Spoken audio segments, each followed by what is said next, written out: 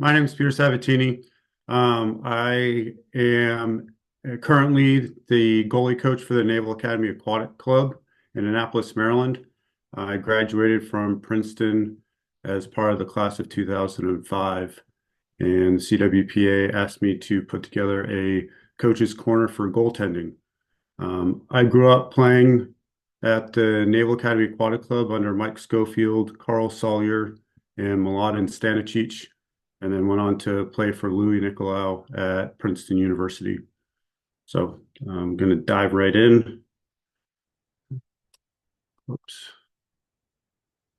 So topics for today are going to be positioning, both body position and cage position, movement, blocking, passing, knowledge and communication, coaching directed towards the coaches themselves, and examples of drills.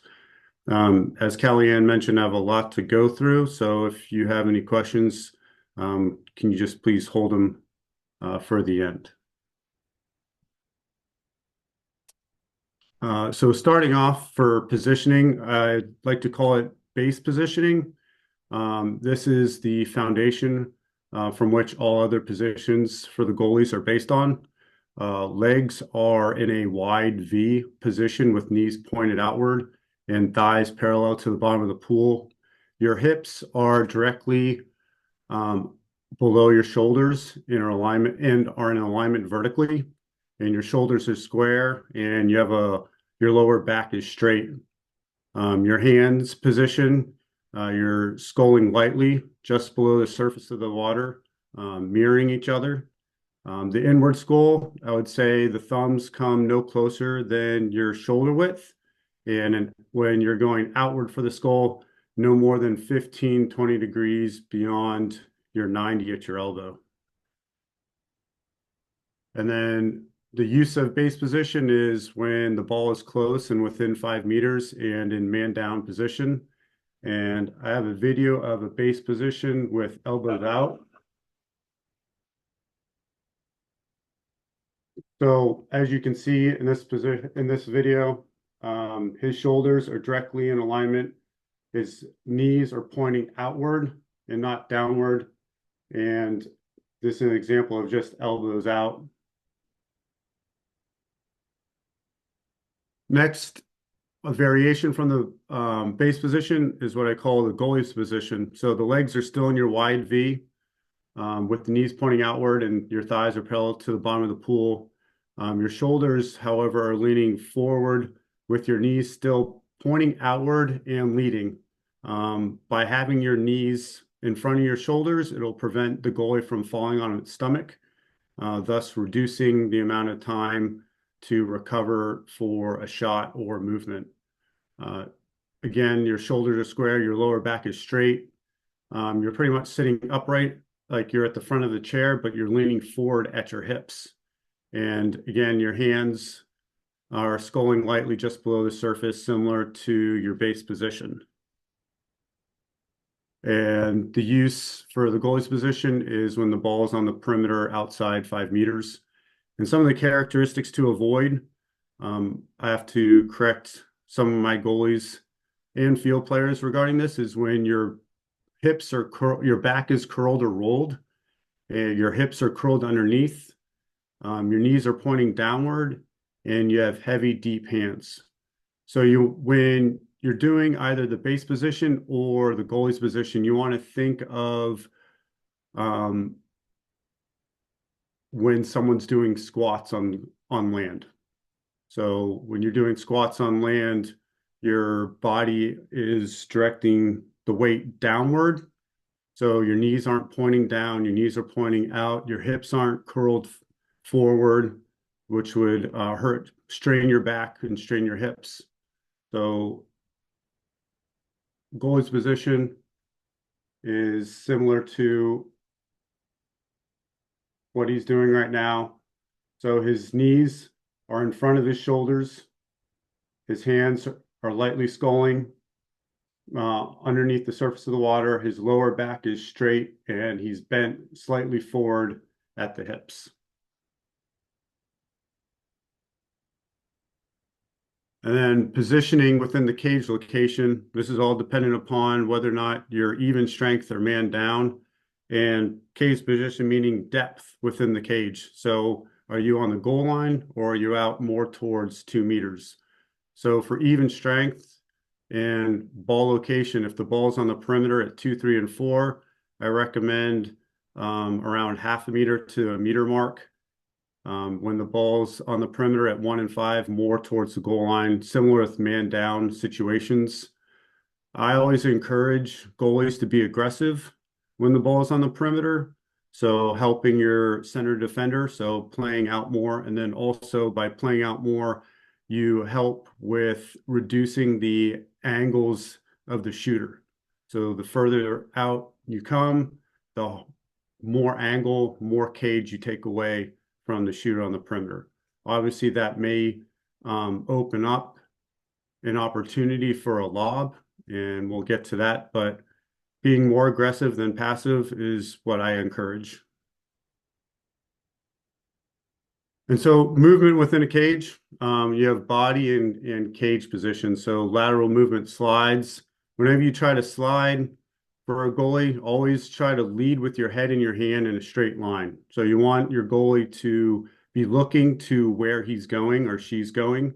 And you want to avoid the rainbow movement like a windshield wiper of your arms when you move. And again, always look to where you're going so you can assess with your peripheral vision where you are in the cage. So you don't lose your positioning and overcommit or undercommit to any given side. And then for even strength, when the ball's on the perimeter, again, move in an arc to play the angles, and the perimeter, when the ball is at 1 and 5 or in man down 1 and 6, you want to move in a straight line. So moving left to right, you have this is the red line is the arc, and the gold line is just the straight line movements that I would have a goalie do if you're going from 1 to 2 to 3 to 4 to 5. Or in the videos that I'm going to be showing, I have the goalie go from 1 to 3 to 5 or 5, 3, 1.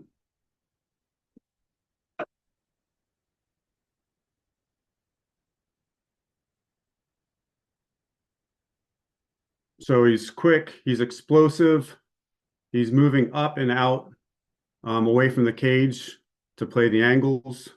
And then another example is a perimeter movement with a lunge for mimicking a shot.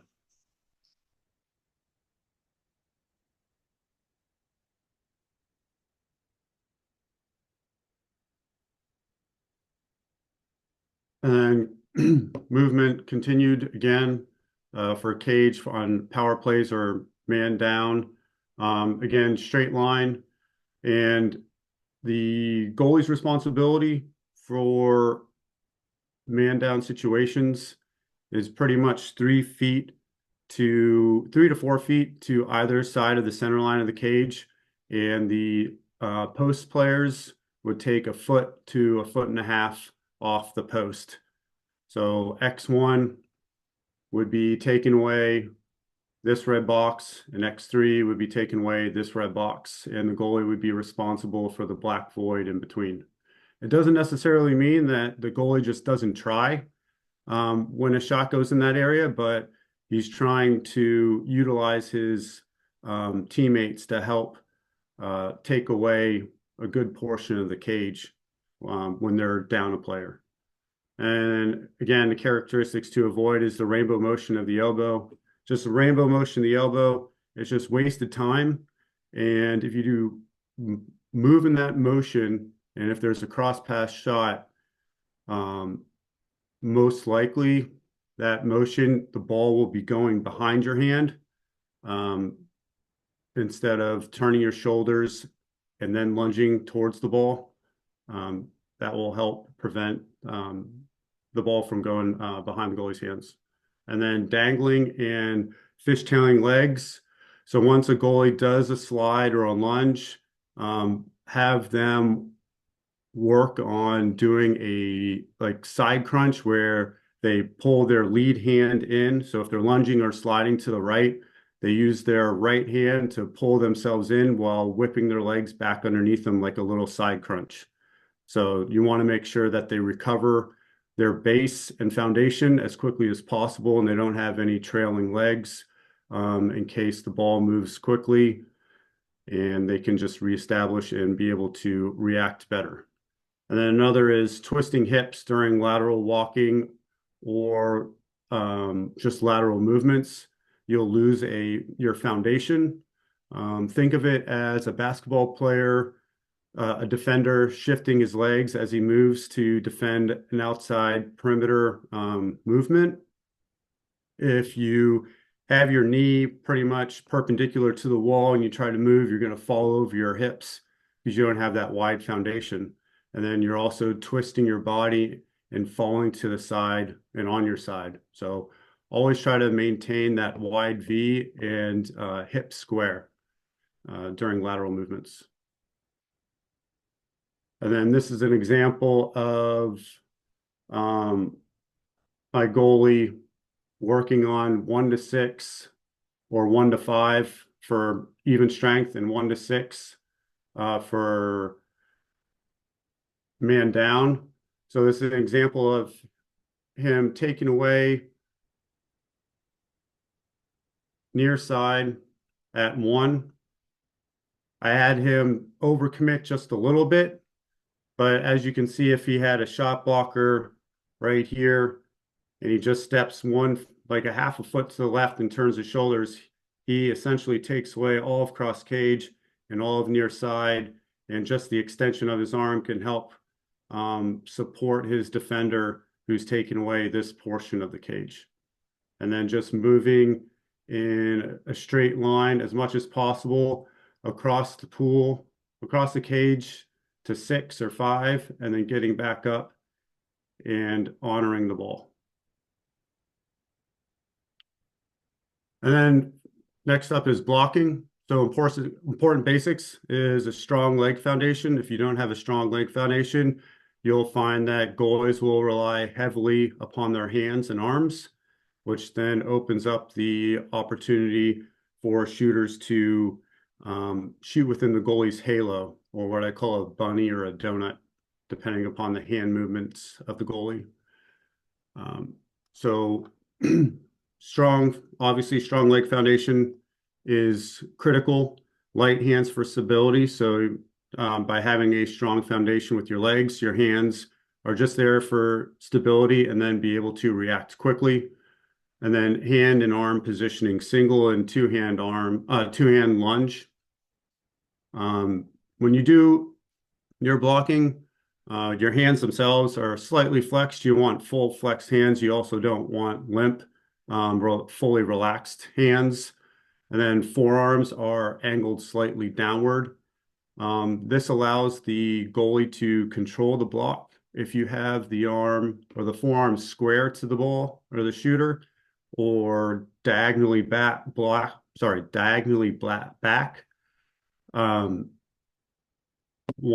of two things can happen. If you have a square arm to the ball, it's like throwing a ball against the wall. It's going to bounce right back into the field of play. If you have your arm angled diagonally backwards, it can ricochet off your arm, go over the cage, or even into the cage. And then you also want to be lunging slightly forward on the perimeter shots, again, to take away angles. And then for counterattacks or cross cage passes or man down situations where the ball is being shot at 1 and 6, I recommend a lunge that is slightly backwards and not forward. And this will, again, help with the play of the ball. The ball needs to fully cross the goal line, so being able to dive backwards in this situation and into the cage allows more time for the goalie to react. And then blocking continued, more about the important basics. Just direct your defense to move the ball to the worst angle shot. This is on even strength, counterattacks, and man downs. The majority of your players are going to be right-handed. So for me as a goalie, I want the ball coming and being shot from the 4-5 side. And then there's two types of blocking. You have two hands, which recommend using anytime the shot is within the goalie's halo. And this form is called pull down, where you have your hands and your forearms close together and behind the ball, similar to a praying mantis. And then you have your single hand blocks whenever you're unable to use two hands, and then lobs. And at the end of this presentation, I have examples of drills, and lobs is one of them. And then again, different scenarios for blocking. You have counterattacks and drives, 2 meters and post-ups and perimeter. So counterattacks and drives, 2 meters and post-ups, you can use your base position and elevate out of the water with minimal use of your hands, or you can explode up and out of the water to try to smother the shooter and try to overwhelm them with just your physical presence in front of the ball. And then characteristics to avoid: slapping or swinging at the ball. This puts the ball right back in the field of play. It could be a 50-50 ball or go right back to the offensive player. Forearms and hands angled up and backwards, as I mentioned earlier. Turning your head away. I see a lot of times, even with the goalies I coach, they're afraid of the ball. It's like, I know it'll hurt, but pain is temporary. If you lose sight of the ball, you won't be able to know where it's going or how to control it or block it. And then catching with two hands. I strongly urge against catching with two hands, because you never know how fast the ball is going to go, how slick it can be. And by putting your hands and arms behind it in the praying mantis form, you have a higher likelihood of blocking the ball than trying to catch it. I've seen goalies try to catch a ball at the end of a quarter shot or end of the half shot, and it goes right through their hands, and could be a game-winning goal for the other team. And then again, dangling or fishtailing legs. And passing. Passing, it's so crucial that the goalie gets to the ball as quickly as possible while maintaining field of vision of the counterattack. So once they do gain possession of the ball, they're not taking time to assess what's happening. They're already assessing what's going on as they approach the ball. And then once you do have the ball, elevate and hold the ball high, in a high position for visibility, similar to a Statue of Liberty that I told my goalies, where your elbows high around your ear height. And as applicable, move forward towards the opposing goal to improve upon the distance, or slide laterally to improve a passing angle.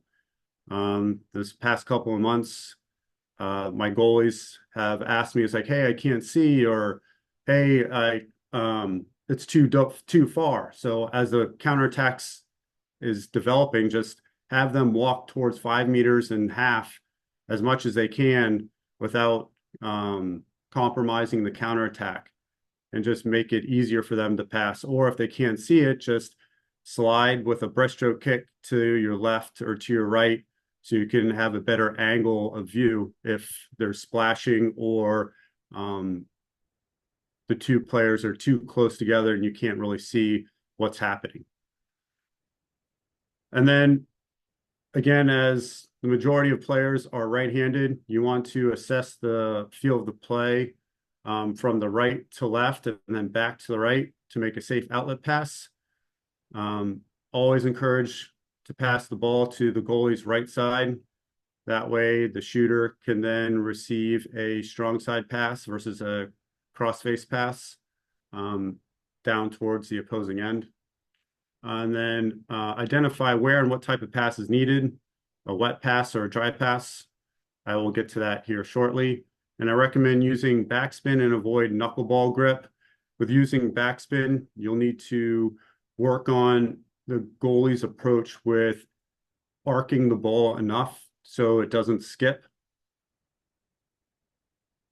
And then after the pass is made, point to the direction where the ball is thrown to communicate to field players who might still be looking back for the ball on a counterattack.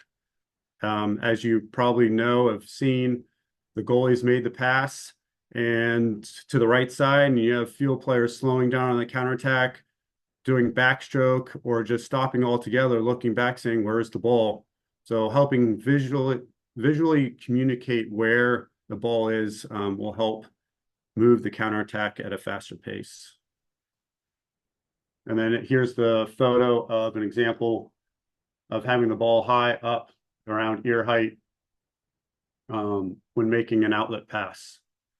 And then again, wet pass, have enough arc on the ball to avoid skipping, lead the player to safe water or towards the goal.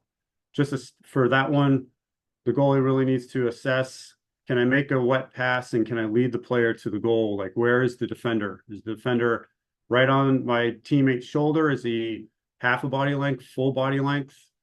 Can I lead him to the goal, or do I need to put it in between my teammate and the opposing player for a safe pass so he can control it and move it down the field to play? And then a drive pass, you have wing outlets and you have middle of the counterattack. So with drive pass for the wing outlets, there's just sufficient space around the teammate to catch and assess a potential pass to advance a counterattack, or a quick cross pass and a shot, depending upon how far down the pool the counterattack is. And then middle of counterattack, either the first wave or the second wave, I encourage a goalie to give a dry pass. That way it gives your teammate an understanding that someone is around and they need to control it, versus just flicking the ball over their head and losing control and going into the goalie's hands, who may be coming out to try to steal it, or an opposing player who came from the wing to try to press the ball. And then again, characteristics to avoid: a knuckleball grip, sharp passes with little to no arc when making a wet pass. That will lead to skipping.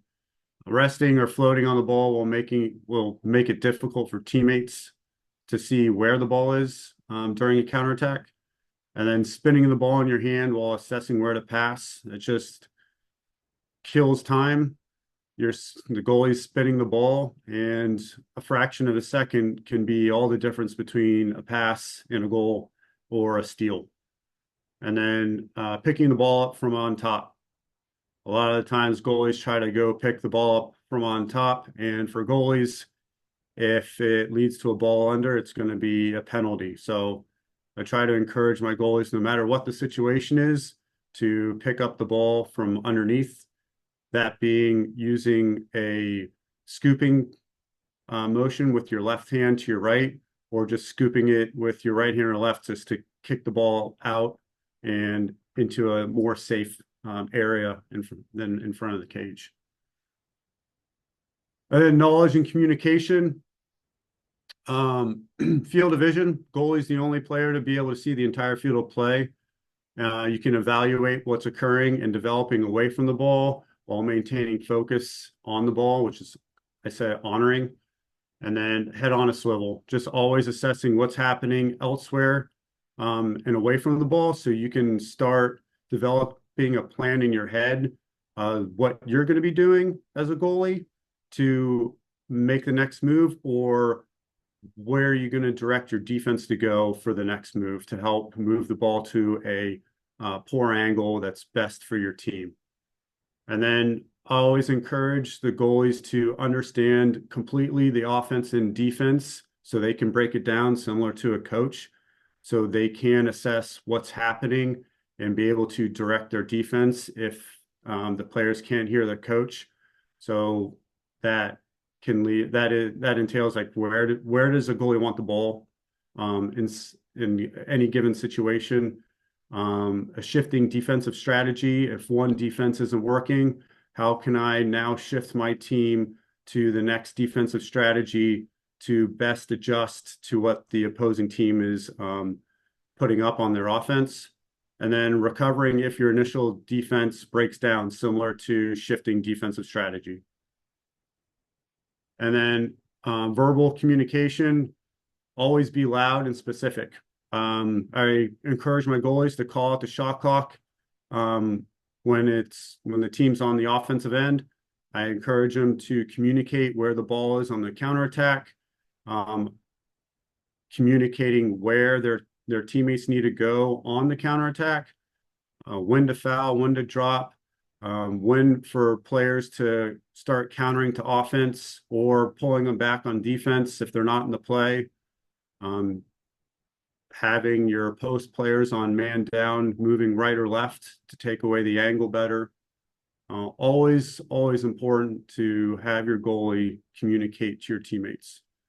And then again, visual communication, ball positioning prior to passing and hand signals after passing are just some of them. And then characteristics to avoid, just tunnel vision and hesitating. Just make sure your goalie doesn't have tunnel vision and just loses sight of what's happening around him. And then hesitating.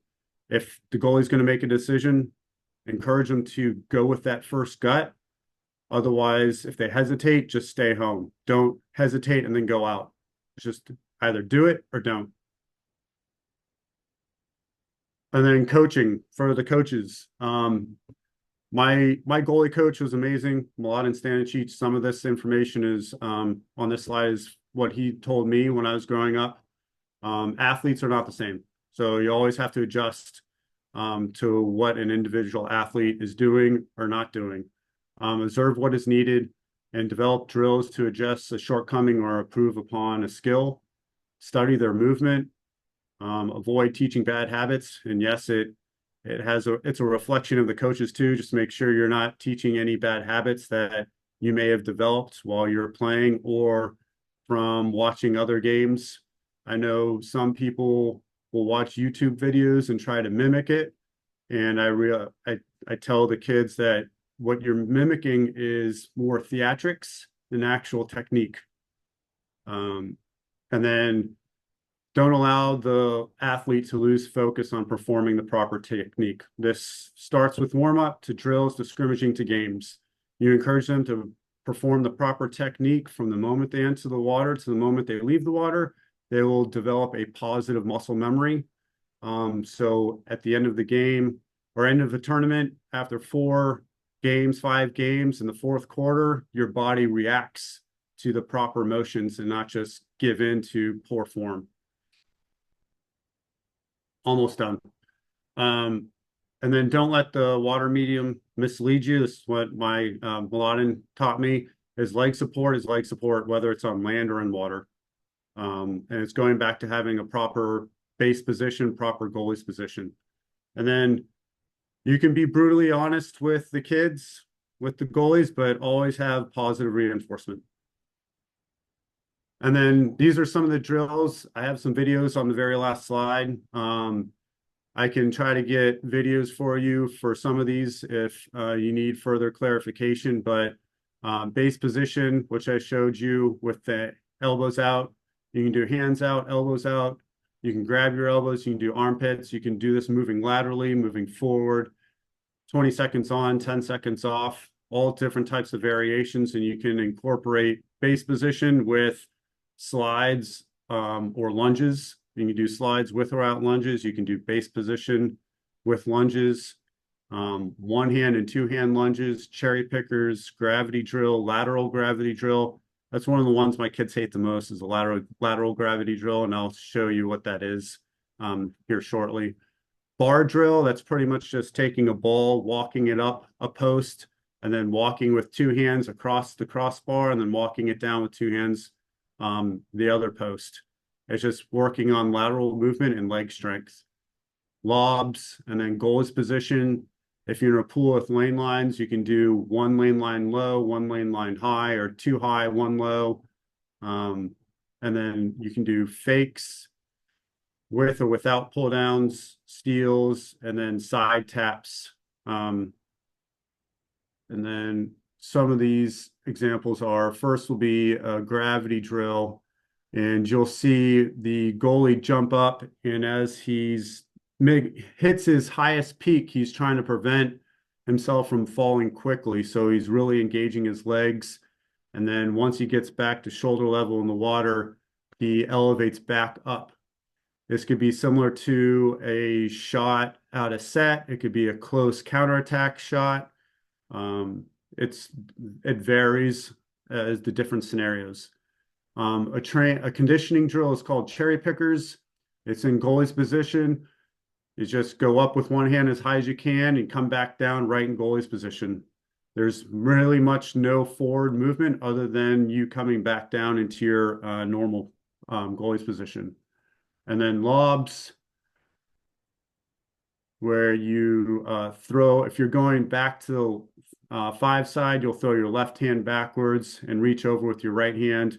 And you'll go back towards the back corner of the cage, not towards the front corner of the cage, to catch the ball at as the ball is crossing the goal line at the peak near the crossbar. And then here's a visual from the other angle.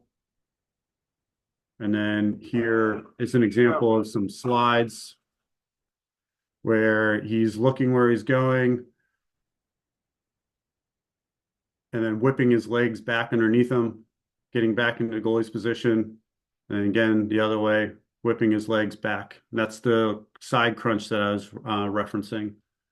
And then lunges. When you lunge, I encourage the hand that you lunge with, you slap the water to help catch yourself, like this goalie is doing. It'll help you from sinking deep into the water. And then he recovered and whipped his legs back underneath him quickly to regain his goalie's position. And then the last one is the lateral. Oops, sorry. One more lunge. And then the last one is the lateral gravity drill, where you incorporate a lunge with 2 hands and then go back up for a pull down. This would mimic, say, a cross pass from 4 to 1, where the goalie lunges to that near side, but the field player fakes it, and then the goalie catches himself. The field player thinks the goalie's sunk. Goalie elevates back up and does a pull down. And that's it. Any questions? Yes, Tom. Yeah, thanks for that. That was good. So I coach a women's team. It's a women's clubs team, and I have 3 goalies, and they're all good athletes, but they're not long. And one of the things that is driving me and them crazy is it's the off-speed shot from outside that is well placed in the corners. And I'm not exactly sure what we can do or how we can help them. I mean, obviously some shots just are great shots, but is there something you would recommend? You know, we do the pullback for the lob, that kind of thing, but it's the off speed part that is the hard part. You know, it's not completely flat like a hard shot, and it's not a floating lob. You know what I mean? Yes, I do. Those are some of the hard ones. It's like it just goes right over the top of the cage and out of your reach. Some of Yeah. those you can't do anything about it. It's just a Okay. well-placed shot. But I just recommend the lobs and then trying to play out a little bit more if they are not as long as the goalie that I showed. He was actually 6'6". I apologize. No problem. I mean, everybody comes with whatever they got. Yeah. It's just for them, just yeah, it's lobs and then just having your teammates knock down the ball and just Yeah. having it forced to the wings to prevent that outside shot. Yeah, exactly. Anyway, I keep talking to as many people as I can, and it seems like there's no magic trick. So I appreciate your thoughts. I do like the stuff where you're talking about having them go back into the goal. Yes. We haven't messed around with that much, and I think that might actually help them if they pull back to the back corner and just reach back. That might be enough in some cases for them to just get anything on it to get it outside the cage. So And again, as you're well aware, like the entire ball has to cross the goal line. So Yeah. that allows more time for the goalie to get behind the ball and kick the ball out. Um, so Yeah. Cool. Thank you so much for doing this and taking your time. you're welcome. Any other questions? Yes, you're on mute, Gail. Back, Nope, you're back on mute. I was, can you hear me? Yes. At the club level where you're having maybe 3 or 4 practices a week, and you have space, do you recommend most of the drills being done in the net, or like say you're doing lunging where you plunge and you do that like in 100 or something? What distance would you recommend at the club level? Uh, you can mix it up. You can do it within the cage for just understanding awareness of their movement within the cage, so they can understand it better. And then you can do it the full length of the pool for conditioning and just repetitive technique. I use both for the kids that I teach, depending upon pool space and availability. We'll use the length of the pool, or I do like to do it within the cage. That way they can get a sense of feel of the lunges within the cage and how far they're going, how much they need to shift around. So either one's good. Outside the cage, Okay. more conditioning. Inside, more technique and um, awareness. Pete, thanks for doing this. I appreciate it. I picked up 3 or 4 good tips, so thank you. You're welcome. I have 1 or 2 other questions. Yes, sir. So the 2 goalies I have right now are pretty athletic. Hmm. They've got good length. They're students first, and if I can get them in the water 3 or 4 times a week for 3 months, we're doing well. Okay. They're not afraid to work hard, but they just it's a challenge to get them to be to those top corners. Okay. Um, I mean, am I being optimistic on trying to get them there in a short period of time? No, I don't think so. It's how tall are they? Just to understand. 6'2", 6'3". They should be able to get to it. It's just working on the technique and just getting their legs underneath them, and then just getting their legs underneath them by doing the drills that I showed and listed out. That should do it. Even with weight belts and medicine balls, like doing the base position with medicine balls, um, emptying water jugs, the 5 gallon Yeah, I jug. try to change it up. I do that as well. Yeah. Yep.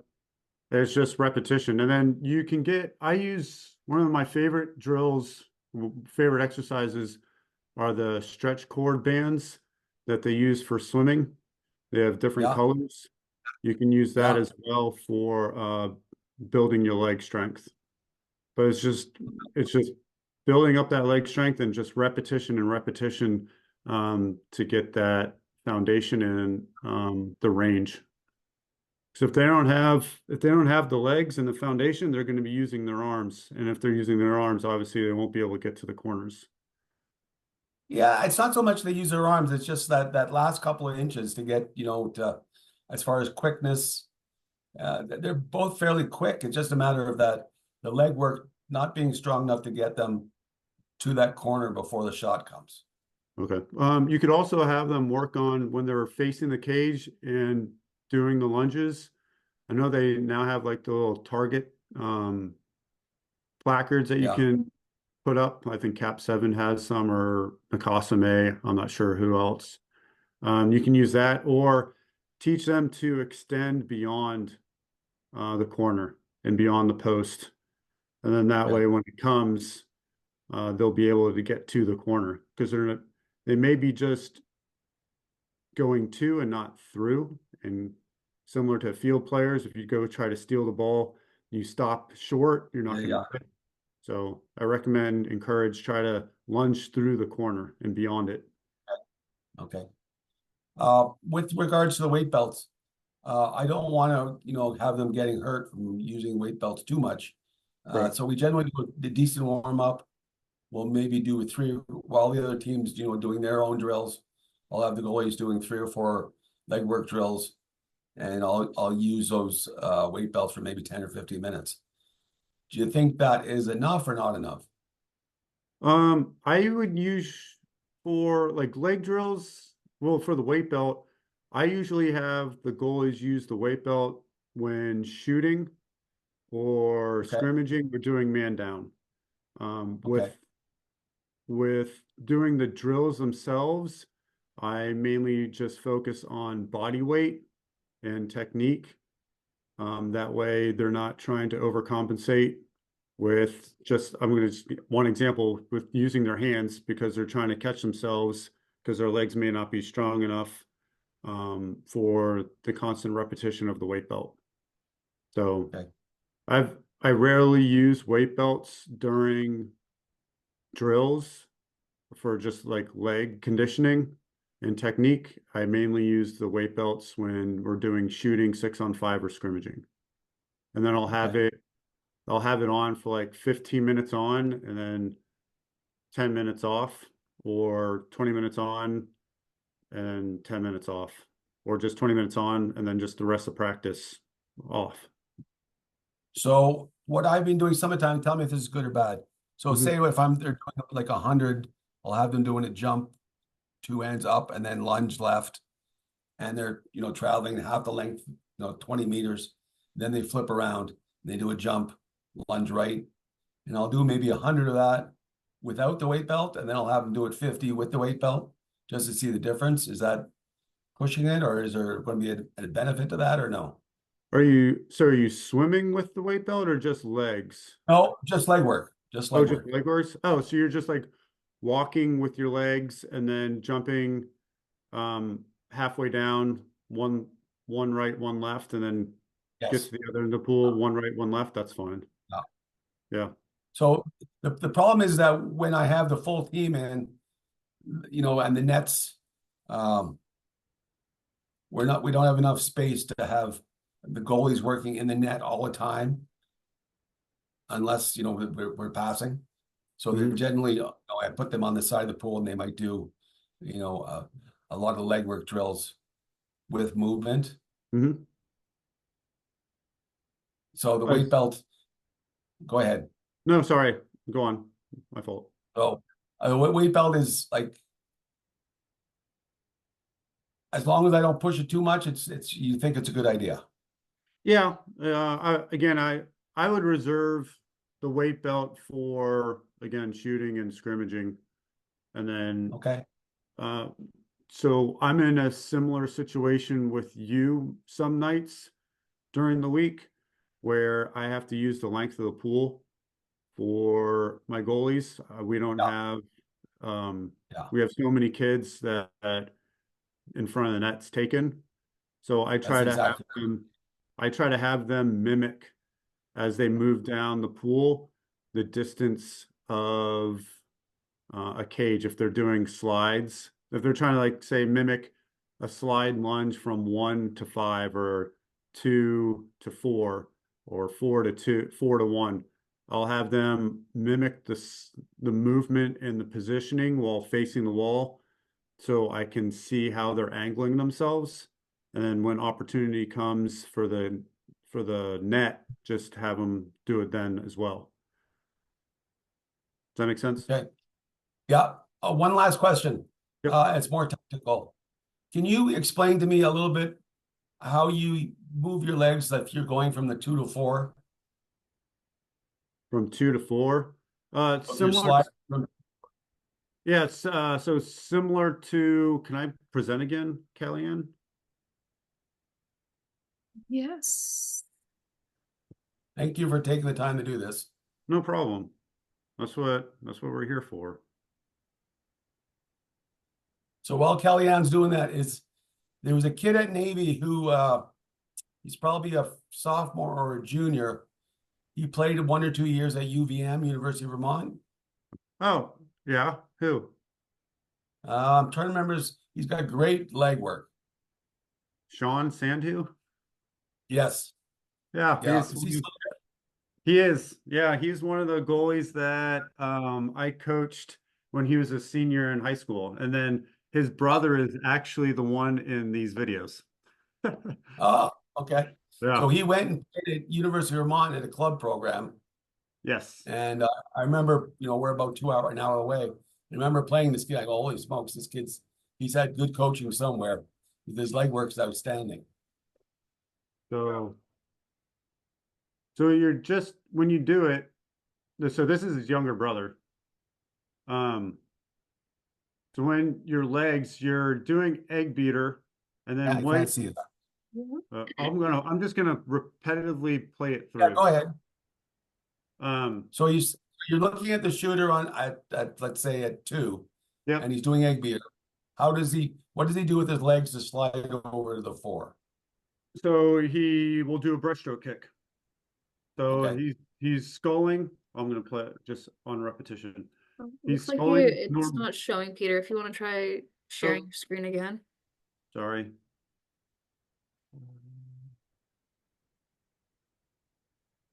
Can you see now? Getting there. Yes. Okay, I see it now. Okay, so I'm gonna start over. So, your normal goalie's position, egg beatering. So when you're Yeah. ready to go, slide, it's just a Yeah. breaststroke kick.